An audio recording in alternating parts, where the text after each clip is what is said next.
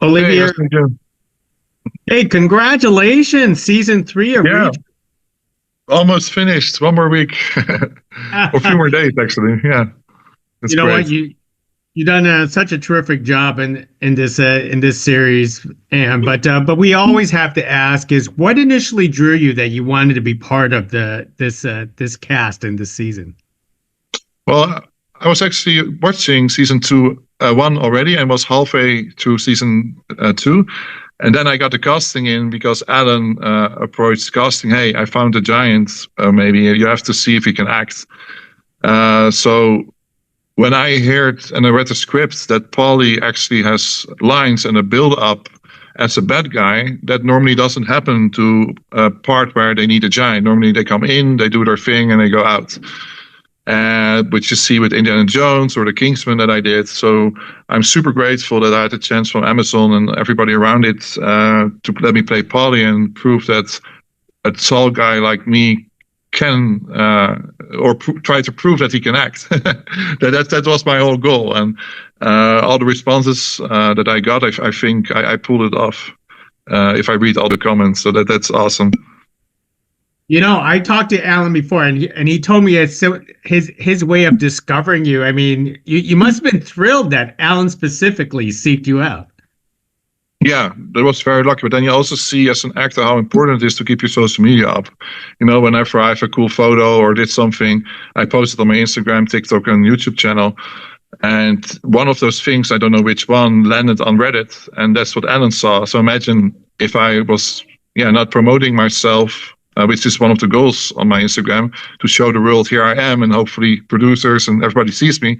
That actually happened. That was always my plan, and that Alan actually saw that and gave the tip. That's amazing, because you might know how much effort and time goes into keeping up your social media.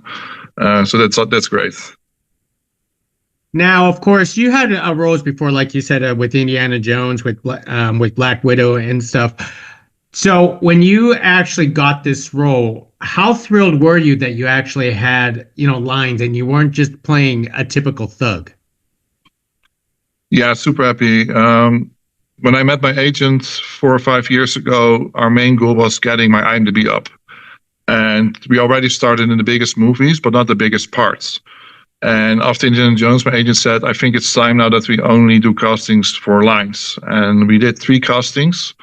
One show didn't even continue, one didn't respond, and then we got Reacher and they said yes. So I was thrilled that when we made the decision, it only took 3 castings to get a part where I could actually speak. So I was super thrilled. I did not cry, but I did scream like a little girl to my girlfriend. So that's great. And quite soon, I think even 4 weeks after that, I was on the stunt trainings with Alan. So it all happened very quickly. Now, does that shifted your attention towards more acting? Yeah. So imagine that 3 years ago, I would have loved to play a horror movie where I don't speak, but I'm the main horror thing, a creature. And now I want to move forward. I don't want to say I feel too good to do that, but since Paulie, I feel like I want to do more, I mean, if it's Alien vs. Predator, hey, put me in that suit, I'll do it anytime. But if it's a random horror movie with no lines and I just have to kick someone and punch him and throw him in the air, done that in 4 movies. So as an actor, you always want to proceed to the next thing. And Paulie really brought me to a next level that I want to stay on that level. That's what this role did for me for my career. And it happened pretty quickly. I think this is the 6th or 7th thing I do. Getting a speaking role that fast, that's just amazing for my career. And then I don't have I have 3 auditions running at the moment, no new role yet. But all these 3 auditions also have lines. So that's something I have to thank for Amazon to give me that chance and get my career to the next level. Now, you work closely with Alan throughout this entire series. Tell us what he's like working on a production set. Yeah, 1 second, the light. Yeah, so Alan and me first met actually not on set, but in the stunt area. That was for practicing the arm wrestling scene. And as two big guys, I think we checked each other out, like, how big is he? How big am I? And then we got to talk to each other, and there was a lot of respect because we understood how much effort goes into the bodies and keeping the acting up and the food and the family. So we had some great talks that we actually have the same lifestyle, and that helps with the connection that you have with each other. So that was a great start. And a few days later, we were doing the first scene we recorded was the gym scene with arm wrestling. And I noticed that he's not just an actor, but also a producer. He really brings his mind to the director and the other producers, how he thinks the scene should be played. And even I got to say some ideas, which normally I would not dare to do on movies. I'm just do what's being told. So it felt like a real family with a lot of respect and ears open. And that's how I got to learn Alan on the acting scenes. Also, that he respected me as an actor, that in the most friendly way, he gave tips to make my lines sometimes better. Like, hey, Oliver, what if you would do this? Which was totally different than the script, different line. And I loved it. And I asked the director, can I do that? And the director said, yes, I like it too. So he even helped Paulie sometimes with script upgrades. So that's cool. Now, of course, you're still much bigger than Alan himself. When you do these fight scenes, how do you make sure you don't hurt smaller people? Yeah, that was one of the big things, of course, in the 3 or 4 months that we did stunt training. We only learn how to miss.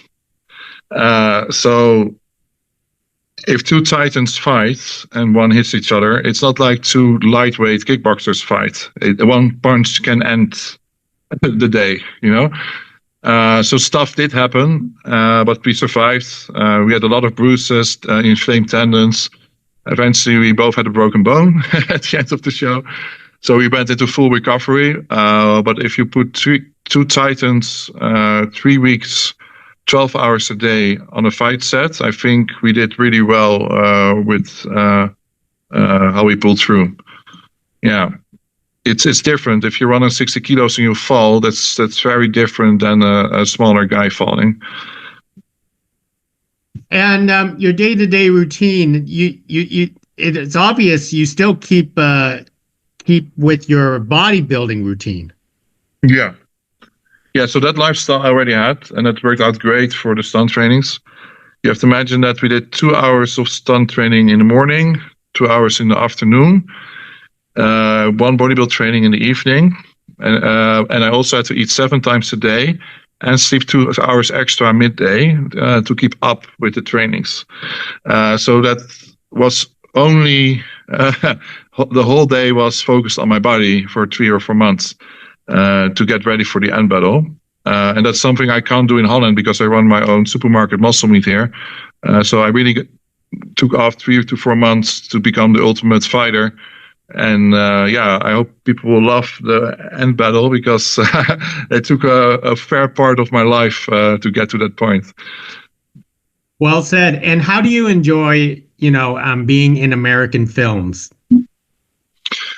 Yeah. Well, the great thing first is that, if this was 10 years ago, I would probably have to live in Los Angeles or Canada to be able to do castings. And nowadays, you can just live in your own home. The great thing about being an actor nowadays, you do film it at home, you get a yes or no, and then they fly you over wherever. So I've been to Budapest, UK, Morocco, Ireland, and now Canada, Toronto, which was a new place for me to record Reacher. I'm seeing the whole world while working. That's a great experience. I was so long in Toronto, it felt like my own town at some point. Yeah. Well, thank you very much for carrying this conversation with us for Reacher Season 3. Really appreciate it. I love the fact that you're doing this because another person who I always admire in the past is Andre the Giant, and he had of course roles in his career. Yeah, I wish he was still alive. I would have loved to meet him, but so be it. Thank you very much. Bye now. Thank you. Bye.